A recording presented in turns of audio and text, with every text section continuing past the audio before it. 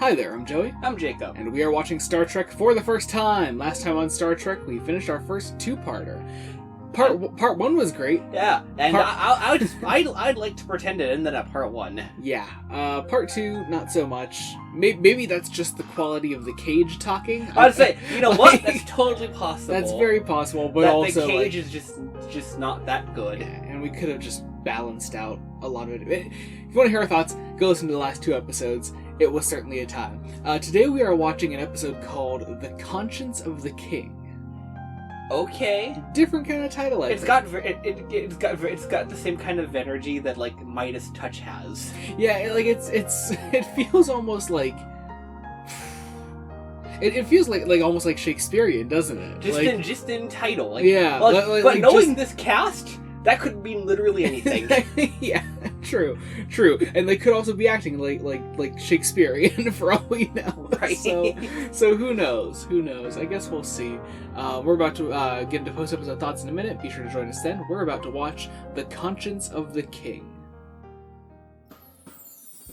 I really don't think I'll be able to do that again if I tried. No, you can never do that again. I joked about the Shakespeare-sounding title at the beginning, but it's literally an episode about Shakespeare, which I think is pretty great. That's awesome. Or for Shakespearean actors. I mean, yeah. So we learn of this this old like criminal named TOS, who killed plenty of people, I'm sure, and was evil and whatever. They say 4,000. Yeah, he did these like horrible eugenics experiments and everything. I'm like, that's a cool idea for a character. I don't know, I'd like to hear more about that. But we meet this guy named Dr. Thomas Layton, who is showing Kirk is trying to prove to Kirk that TOS is still alive by taking him to a play and saying that an actor in that play is secretly TOS. The actor that he's pointing to is named Anton Karidian. And he's like this famed actor or something. Yeah, and I had to look him up. He's a great actor. Actor named Arnold Moss. I was really captivated by his performance. I thought he was so great in this. Which is actually really interesting because he's not on screen much. Yeah, but every scene he was in, especially that last scene when they do Hamlet. Yeah. I loved that. He just was like such a great commanding presence. Yeah. We get two Shakespeare plays sort of performed throughout this. The first being Macbeth at the beginning and then Hamlet at the end. And I don't know, they're cool little sequences. I wish we had more of those, actually. Yeah. I wish there was like another scene before Hamlet where they were putting on more shows for the Enterprise. Like, so, just something I think that might have been cool. Yeah. Although their cast seems to be very limited. It seems to just be Anton and his daughter Lenore. With like maybe which is especially funny because they call out that Lenore played Lady Macbeth at the beginning. Right. And that Anton Karidian was Macbeth. And it's like, okay, sure, that's okay. Bit weird, but you know, whatevs. Yeah. Very shortly, though, Kirk is hitting on said daughter Lenore, and Layton dies. Layton dies off screen. He's got this weird, like, black velvet stapled to his face. I think the implication's supposed to be that TOS didn't successfully kill him and he's like scarred or like just why he has like this like vendetta against him. But like shortly after that happens, they bring all these actors aboard the Enterprise, of which we see two of them. It's, like I said, very limited cast, and we see one other person in Hamlet at the end. And that's it, but that's the unnamed cast member, I guess. So we know of at least 4, because there was also King Duncan. Yeah. Well, yeah. Also, we had a fair bit of Spock in this, or not Spock, McCoy in this, well, and Spock, I guess.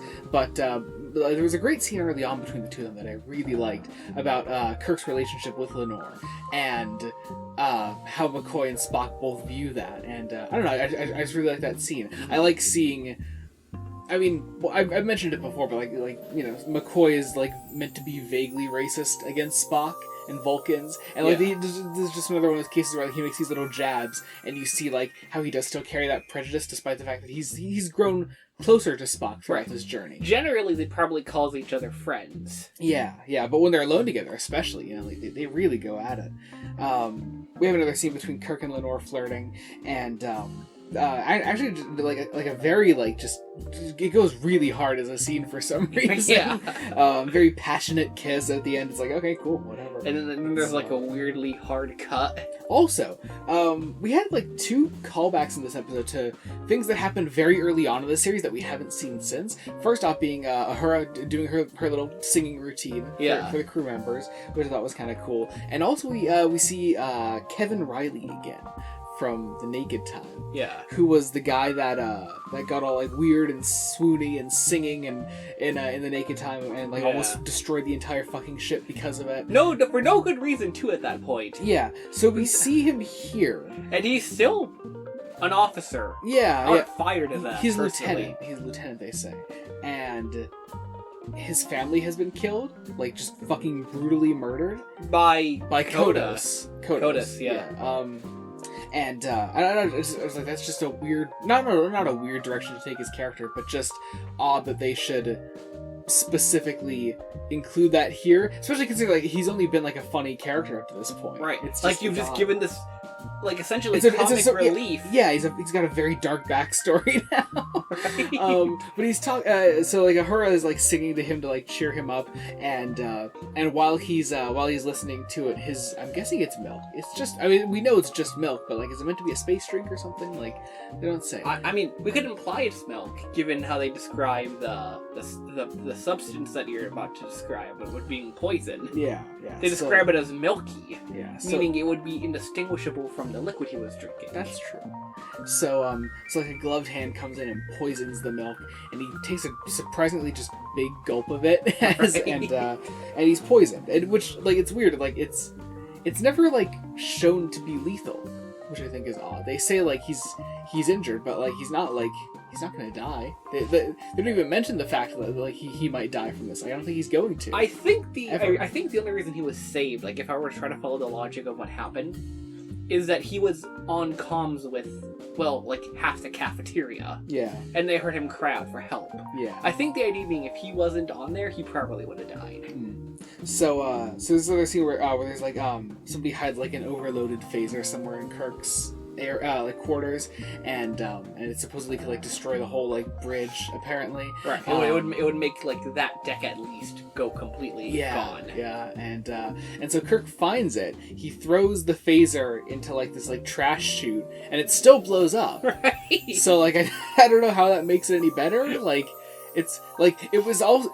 Before he threw it in that confined space, it was also in a confined space before he found it. Yeah, exactly. I don't know how putting it in a different confined space makes it any different. But he just blew up a different part of the ship. That will never be addressed, I'm sure. So knowing that Kodos killed Riley's family, and knowing that Kodos is probably on board, after the scene where like Kirk interrogates Caridian, and they think that Caridian is Kodos, Riley overhears McCoy documenting what happened to Riley's family, and that Kodos is on board, and that Kodos killed his family. So Riley kind of goes crazy, and he takes a phaser and he goes to kill Caridian as they're putting on that performance of Hamlet. Yeah. Kirk stops him. And then we get this really great scene actually, where Lenore is talking to her father, and she basically admits that she did all these horrible things. She poisoned Riley. She hid the phaser. And I like that he hasn't known about these murders. Yeah. She's been doing it all to protect him, and he is Kodos. Like we're right, we're right about that the whole time. But it's a murder mystery with like 2 suspects. Tops. Yeah. While watching, I compared it to a Doctor Who story called The Rescue, where it's a murder mystery with 1 suspect. Exactly. And in this case, you have like 2 people that it could be, and they're both technically right. Like we're right about Caridian being Kodos, right? But Lenore is also the one doing the evil things here. So also, is she the one that killed Riley's family? I guess, or no? I think the idea is that happened. It was still actually Kodos. Yeah, I think that was still Kodos. Which is okay. That doesn't really change the outcome of Riley's plotline then. Which it's just odd to me. Bit weird. Yeah. But so Lenore poisoned Riley. She hit the phaser. Kirk finds out, and in this moment where Lenore like goes insane, she takes the phaser and like goes out on like stage and like freaks everybody out, and she's threatening to kill Kirk, and she'll like kill every last one of them on there. She fires, and Caridian gets in the way, and in this beautiful Shakespearean type scene, Caridian is killed. She weeps over his body. She downright says the title of the episode in this great monologue she gets as she cries over his body, and it's such a great moment. Like I really loved that. And I like that Kodos is like horrified to hear that she's been committing these murders. Mm-hmm. Like he was actually like willing to go on and start a new life, and she's just protecting him. So it's a really interesting play on that kind of plot line. But in the end, Kirk still had feelings for her, and not that was going to go anywhere, but he still had feelings for her. Yeah, not that any of those plots will ever go anywhere. Yeah. And so they say that like Lenore pretty much went insane afterwards. She keeps like crying about her father and whatever. Apparently she thinks that he's still performing somewhere. Yeah, which is, I don't know, it's just cool ending for the character. Oh yeah, it's incredibly tragic, very Shakespearean. Yeah. Also, just as a final note, Janice was here in this episode, and it didn't really feel like it. she was here in what? She came up in the elevator. Yeah, had one little scene. Didn't even say a line. That was about it. Yeah, not much there. But I guess that about does it. That about does it for the Conscience of the King. I really liked that. It was a good episode. It was really cool. I really enjoyed it. And you will never get that again. That call out of what the episode is going to at least start with. Yeah, I'm never going to get anything like that again. Like that just won't happen. I can't do that if I tried. I guess that about does it. Be sure to join us next week when we continue Star Trek the Original Series. Until then, this has been Joey Morgan. I'm Jacob. Goodbye.